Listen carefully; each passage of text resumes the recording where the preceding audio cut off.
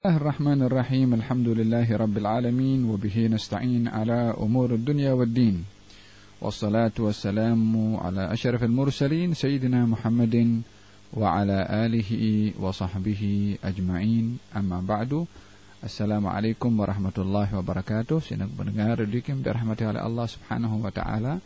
Bertemu lagi dengan saya Ali Zainal Abidin bin Abu Bakar Al-Hamid dalam rancangan Fiqhus Sirah yang dituliskan oleh almarhum Al-Ustaz Ad-Doktor Muhammad Said Ramadan Al-Buti. Program ini diterbitkan oleh Ustaz Syafiq Zulkifli.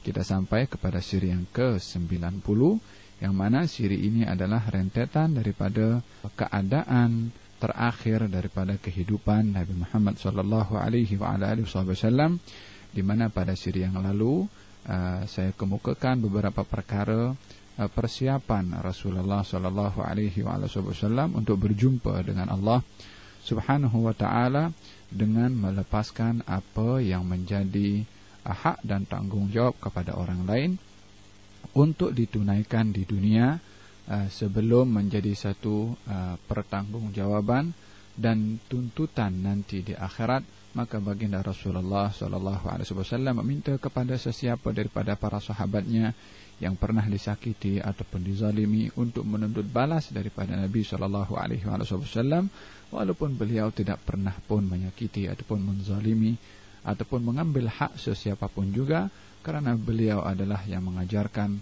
kepada umatnya agar supaya tidak berlaku zalim, tidak menyakiti orang lain dan selain sebagainya. Pada siri kali ini langkah yang kedua yang dilakukan oleh Rasulullah sallallahu alaihi wasallam sebagai tugas-tugas beliau sallallahu alaihi wasallam di dalam menyebarkan dakwah, yaitu melantik salah seorang yang dikasihi oleh baginda Rasulullah bernama Sayyiduna Usamah ibn Zaid. Baginda Rasulullah sallallahu alaihi wasallam bersabda, "Anfidhu jaisha Usamah."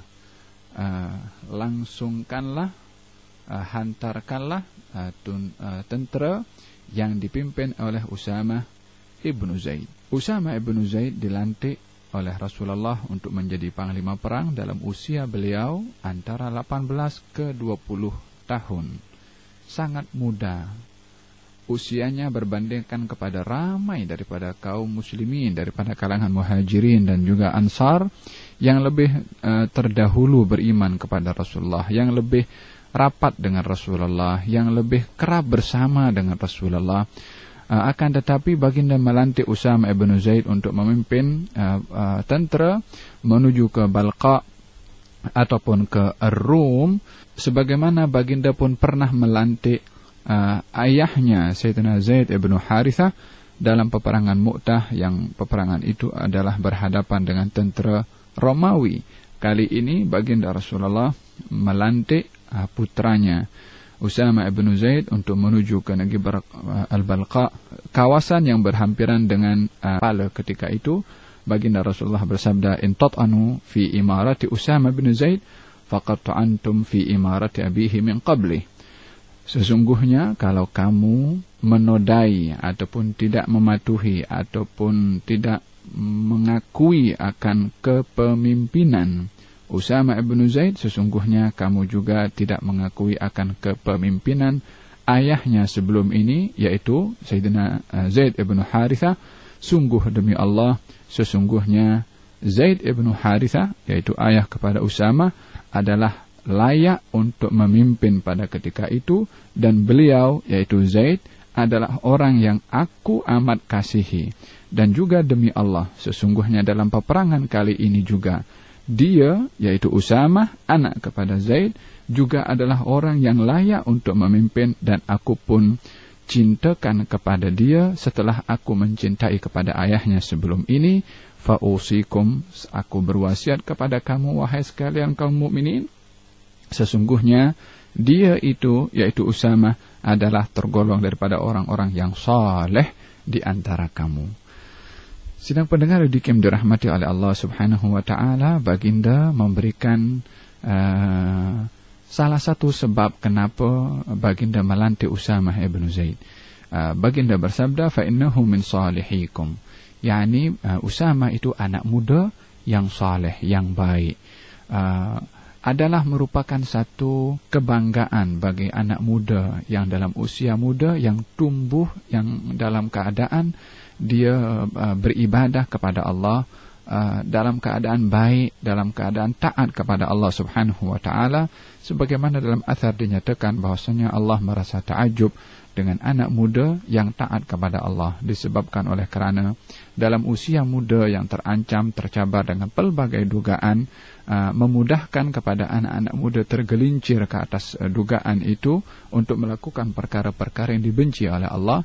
Akan tetapi bila mana anak muda itu mampu menghadapi cabaran yang mengundang nafsu dan syahwat, untuk tidak mematuhi apa yang menjadi kehendaknya demi untuk taat kepada Allah, takut kepada Allah, taqwa kepada Allah, itu adalah merupakan satu anugerah ataupun satu perkara yang disukai oleh Allah Subhanahu wa taala. Maka baginda bersabda, sesungguhnya Usamah bin Zaid adalah tergolong daripada orang-orang yang saleh di antara kamu. Tidak dinafikan di situ ramai daripada sahabat yang lebih mulia daripada Usamah bin Zaid, seperti Sayyidina Abu Bakar, Sayyidina Umar, Sayyidina Uthman, Sayyidina Ali, dan lain-lain daripada sahabat-sahabat baginda Rasulullah. Akan tetapi ini adalah merupakan satu anugerah yang diberikan oleh Rasulullah kepada Usamah bin Zaid, seperti mana sebelum-sebelum ini baginda Rasulullah pernah melantik orang yang berbeza-beza di dalam memimpin peperangan. Maka tidaklah ada alasan bagi mereka kaum mukminin yang ada pada ketika itu melainkan mematuhi kepada arahan daripada Nabi Muhammad sallallahu alaihi wa ala alihi wasallam.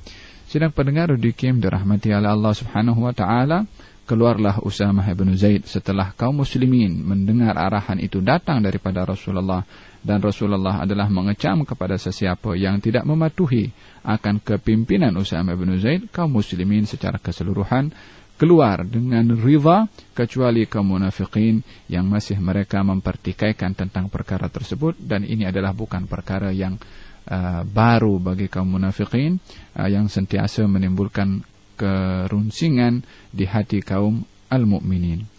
Usamah bin Zaid keluar dengan tentera yang begitu ramai daripada kota Madinah. Tidak jauh daripada kota Madinah, Usamah bin Zaid berhenti bersama dengan kaum muslimin yang ikut bersamanya, disebabkan mendengar akan keadaan Rasulullah sallallahu alaihi wasallam yang semakin sakit, dan juga keadaannya yang begitu memberatkan kepada Nabi Muhammad sallallahu alaihi wasallam. Diriwayatkan dalam oleh Ibnu Ishaq dan juga Ibnu Sa'ad daripada seorang sahabat Nabi sallallahu alaihi wasallam bernama Abi Muwaihibah, berkata bahwasanya Rasulullah sallallahu alaihi wasallam memanggil saya di tengah malam, kata Abu Muwaihibah. Maka baginda bersabda, wahai Abu Muwaihibah, saya diperintah untuk beristighfar untuk penduduk Baqi atau orang-orang yang dikuburkan di tanah Baqi. Marilah ikut bersama saya untuk saya beristighfar di sana. Fantalaqtu ma'ahu, maka saya pun ikut bersama dengan Rasulullah. Dan ketika Rasulullah sampai di tanah Baqi, di kuburan Baqi, baginda bersabda, assalamualaikum ya ahlal maqabir. Baginda seperti biasa bila mana berziarah kubur memulai dengan salam, dan itu adalah adab dalam ziarah kubur yang digalakkan dan dianjurkan oleh Nabi Muhammad sallallahu alaihi wa ala alihi wa sahbihi wasallam. Maka baginda mengucapkan salam pun dalam riwayat-riwayat yang lain, assalamualaikum dara qaumin mu'minin wa inna insyaallah bikum lahiqun, antum salafuna wa nahnu bil athar, yaghfirullahu lana wa lakum. Dalam riwayat yang lain, nas'alullaha lana wa lakum al-afiyah. Terdapat ada lebih daripada satu riwayat daripada cara salamnya Nabi sallallahu alaihi wasallam bila mana berziarah ke tanah pekuburan Baqi ataupun tanah pekuburan Uhud, yang itu adalah merupakan perbuatan yang biasa dilakukan oleh Nabi Muhammad sallallahu alaihi wasallam dan menjadi sunnah kepada umatnya untuk menziarahi kubur dengan pelbagai macam jenis hikmah yang terkandung di dalam ziarah kubur. Baginda lalu bersabda dan mengatakan setelah mengucapkan salam, liyahna lakum ma asbahtum fi ma asbahan nasu fi.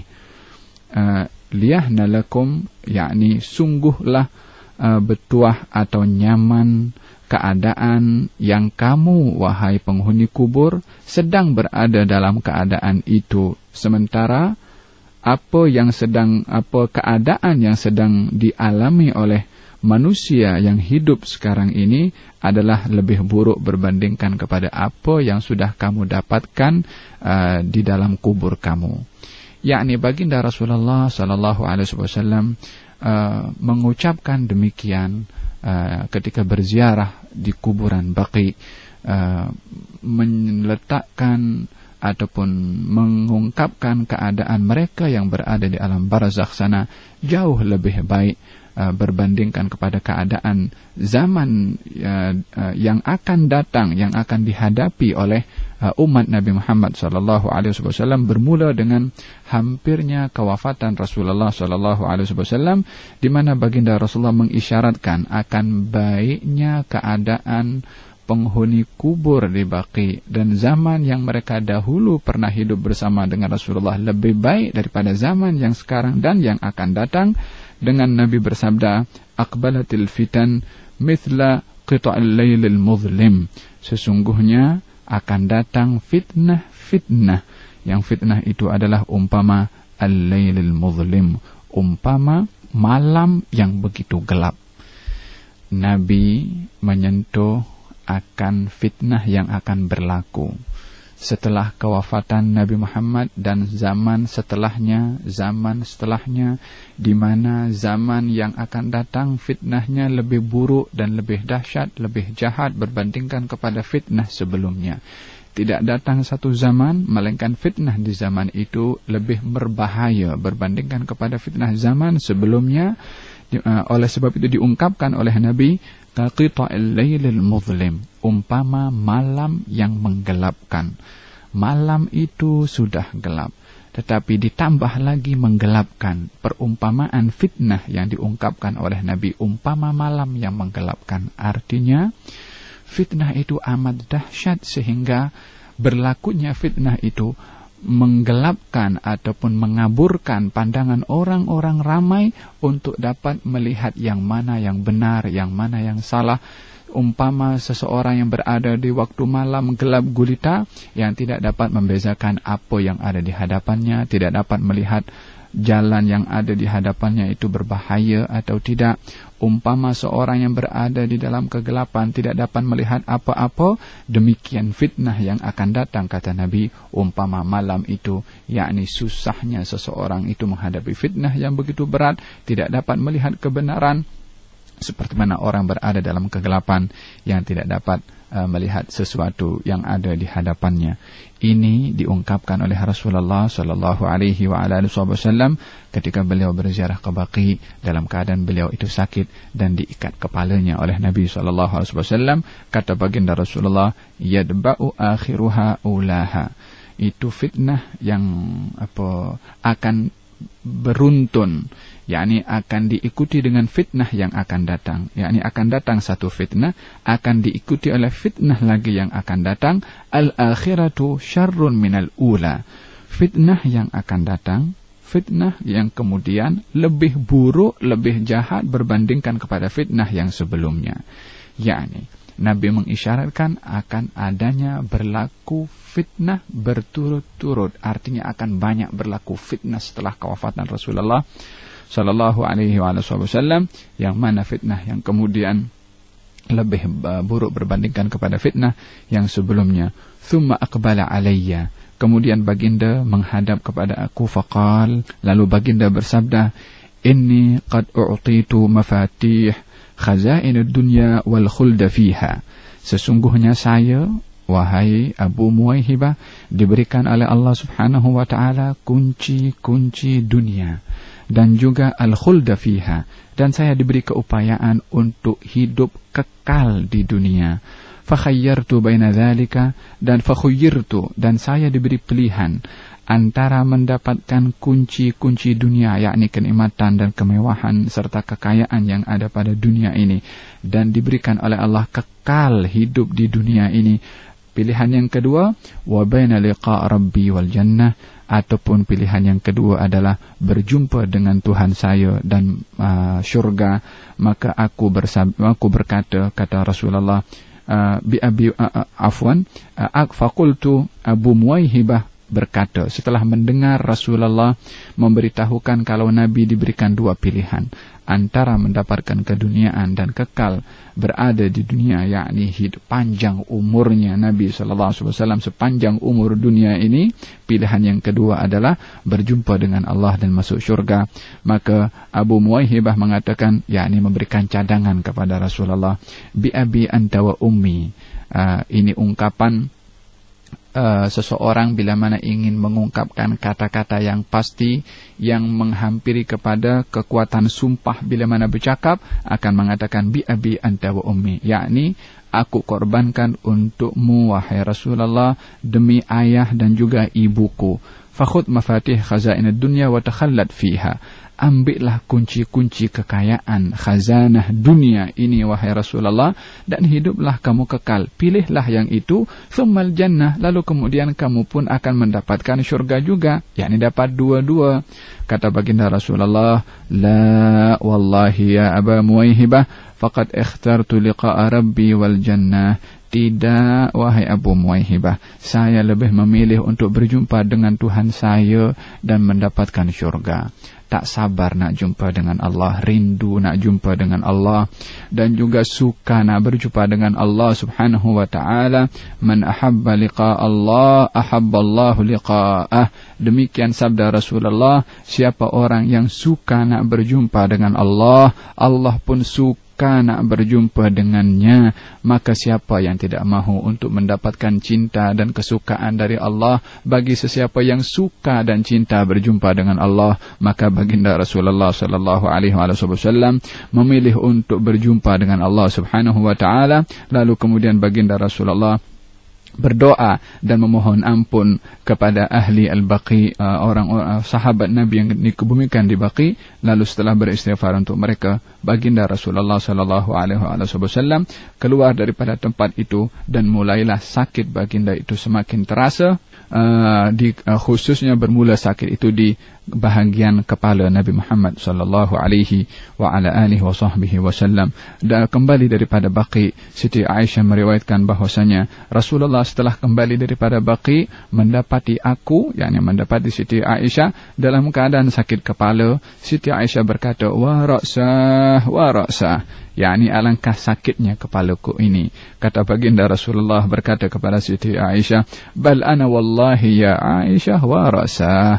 Kata baginda Rasulullah, wahai Aisyah, sebetulnya saya yang sakit kepala ini, wa ra'sah. Alangkah sakitnya kepala saya, alangkah sakitnya kepala saya. Demikian kata baginda Rasulullah sallallahu alaihi wa ala alihi wa sahbihi wasallam. Sidang pendengar Rudikim dirahmati oleh Allah subhanahu wa ta'ala, kebiasaan baginda Rasulullah bila mana berada dalam keadaan sakit, baginda Rasulullah akan meruqyah atau menggunakan ruqyah dengan Al-Quranul Karim, membacakan ayat-ayat untuk menjadi penawar kepada sakit yang dialami oleh Nabi SAW. Dan terkadang baginda Rasulullah bila mana membacakan ayat-ayat itu dan diusapkan di tempat di mana sakit itu dirasa oleh Nabi SAW wa ala alihi wa sahbihi wasallam, dan terkadang juga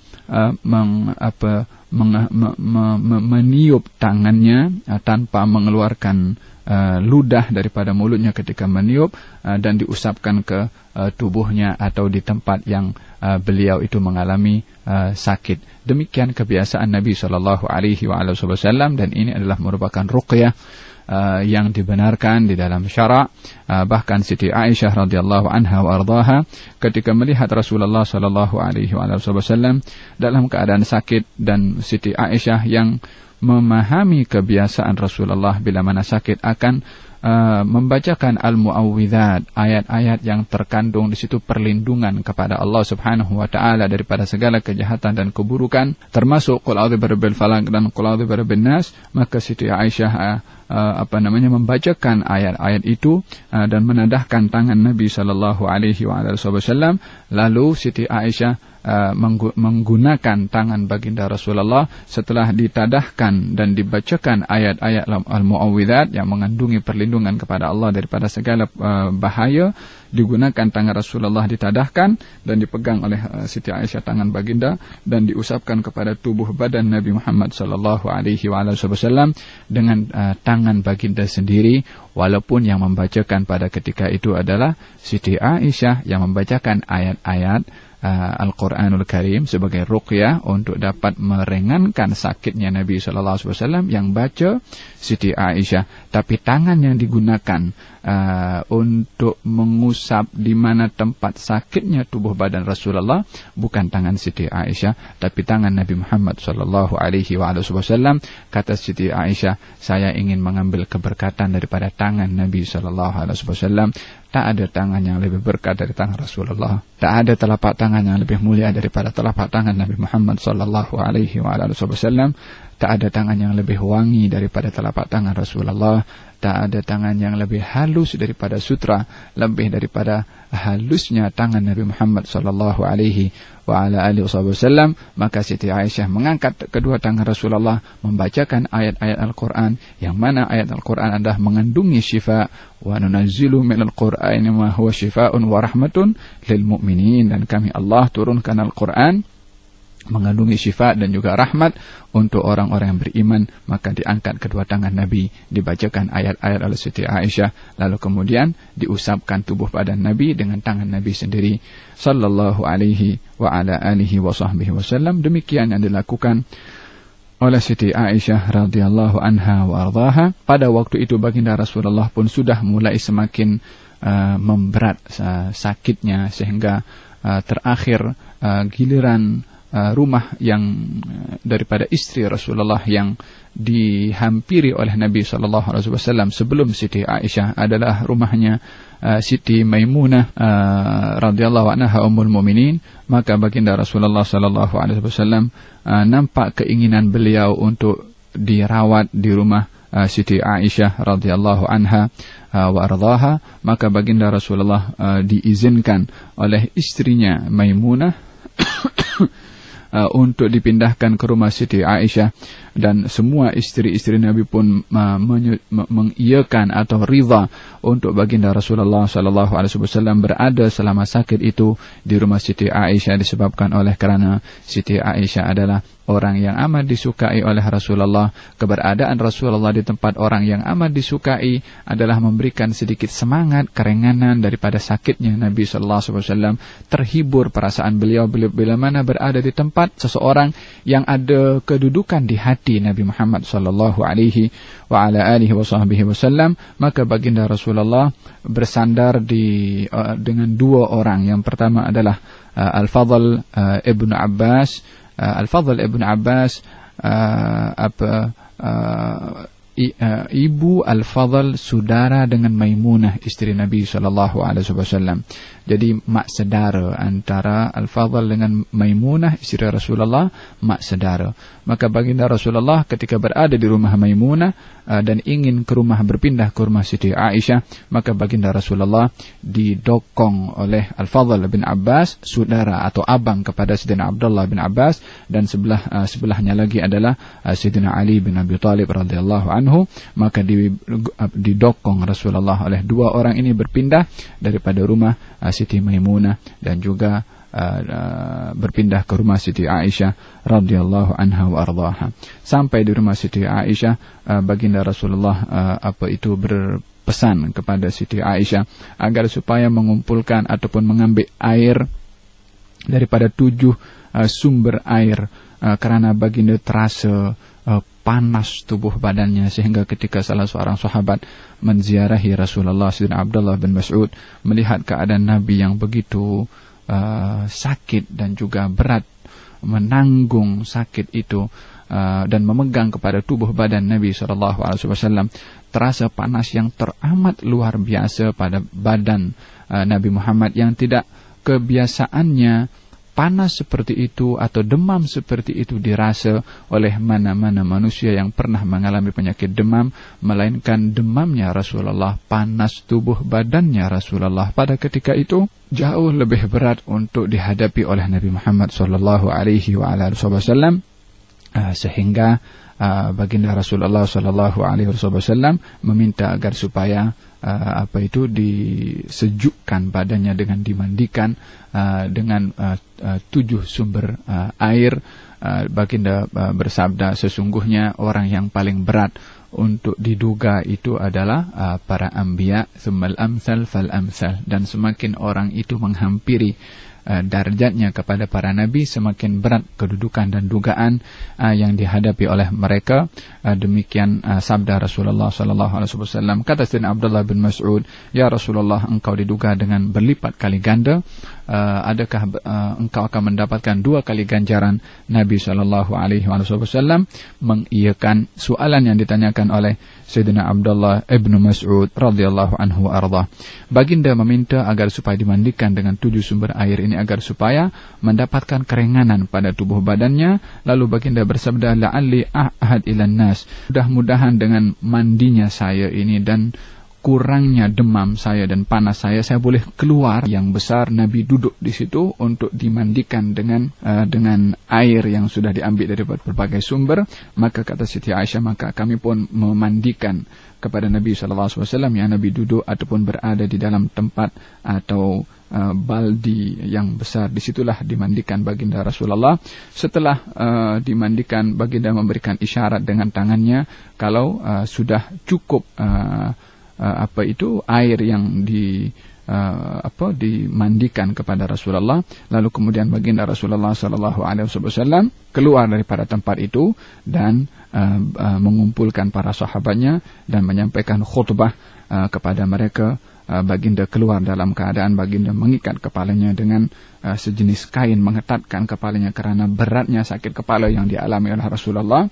Lalu baginda duduk di atas mimbar. Lalu baginda Rasulullah SAW memulai penyampaian khutbahnya dengan berdoa, menyebut nama-nama mereka yang syahid dalam peperangan Uhud dan memintakan ampun kepada Allah untuk mereka. Seakan-akan memberikan isyarat kepada kaum muslimin, kepada para as-sahabah, apa yang akan dialami oleh Rasulullah di masa akan datang sama dengan apa yang sudah dialami oleh sahabat-sahabat Nabi sebelum ini.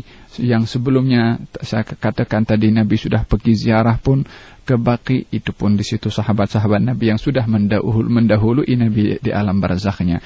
Kemudian dalam khutbah itu Nabi menyebut sahabat-sahabat Nabi yang syahid di peperangan Uhud, itu pun sahabat-sahabat yang sudah mendahului Nabi di alam barzakhnya.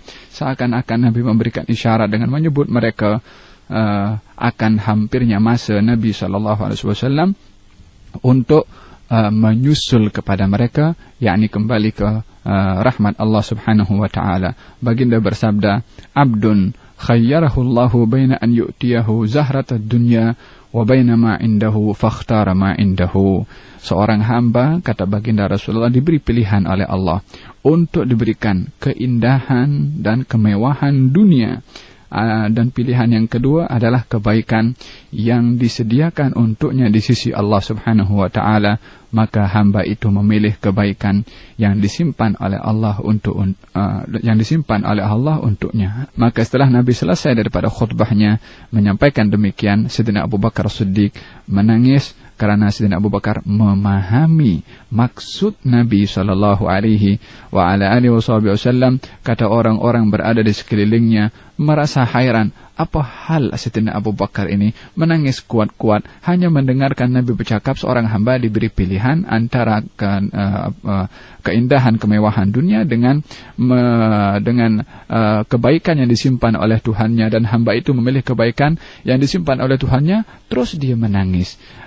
Sayyidina Abu Bakar adalah orang yang dalam wawasannya memahami apa yang tersirat di balik yang terungkap melalui lisan Nabi Muhammad Sallallahu Alaihi Wasallam. Yang dimaksudkan dalam hadis tersebut adalah Rasulullah sendiri yang diberi pilihan oleh Allah untuk berada di dunia dengan kenikmatannya ataupun kembali ke rahmat Allah Subhanahu wa taala. Maka Nabi memilih untuk kembali ke rahmat Allah.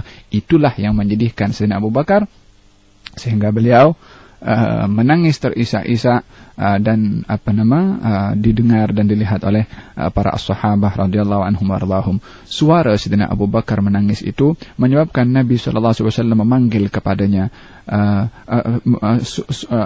Suara Sayyidina Abu Bakar dalam tangisan itu menyebabkan Sayyidina Abu Bakar tidak dapat mengawal kepada perasaannya. Lalu Sayyidina Abu Bakar berkata kepada Rasulullah, "Fadainaka bi abaina wa ummahatina ya Rasulullah." Wahai Rasulullah, kukorbankan apa saja termasuk ayah-ayah kami, ibu-ibu kami untuk engkau wahai Rasulullah, senantiasa bersama dengan kami, jangan tinggalkan kami, jangan pergi daripada kami.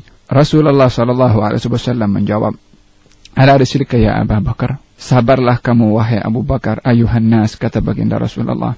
Inna amanan nasi alayya fi malihi wa suhbatihi Abu Bakar. Wahai sekalian manusia, sesungguhnya orang yang paling ku percaya amanah dan aku mendapatkan keamanan keselesaan dengannya di dalam harta dan persahabatannya adalah Abu Bakar.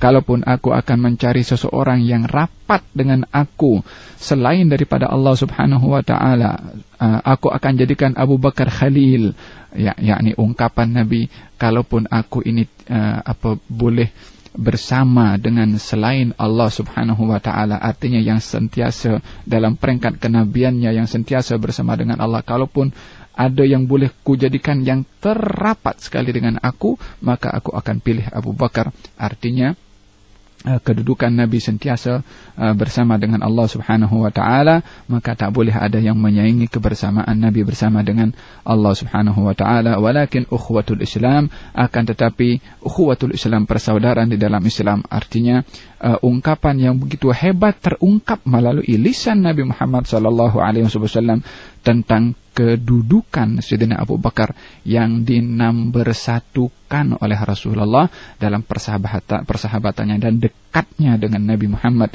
sallallahu alaihi wasallam. Baginda bersabda, jangan dibiarkan dalam masjid ini khawkhah, yakni pintu yang boleh keluar daripada pintu itu menuju ke masjid mesti ditutup semuanya kecuali khawkhat Abu Bakar, kecuali pintunya Abu Bakar, yakni semua disuruh tutup daripada rumah-rumah orang yang boleh menuju ke masjid kecuali pintunya Abu Bakar. Khususiyah, keistimewaan yang diberikan oleh Allah kepada Sayyidina Abu Bakar As-Siddiq radhiyallahu anhu wa arda. Kemudian bagi bersabda, inni faratun lakum, aku akan mendahului kamu, wa ana syahidun alaikum, dan aku adalah menjadi saksi ke atas kamu. Wa inni wallahi ma akhafu an tusyriku min ba'di, demi Allah saya tidak khawatir akan nasib kamu nanti adalah berlaku syirik setelah aku, bukan itu yang ku khawatirkan. Walakinni akhsha alaikumud dunya, akan tetapi aku khawatir kepada kamu akan dunia. Anta nafasu fiha, untuk kamu bersaing untuk mendapatkannya. Sidang pendengar yang dirahmati oleh Allah Subhanahu wa taala, banyak yang akan diungkapkan tentang apa yang disampaikan oleh Rasulullah setelah itu. Akan tetapi insyaallah pada siri yang akan datang sebagai penghujung daripada kisah kewafatan Rasulullah sallallahu alaihi wasallam, kita akan dengar bersama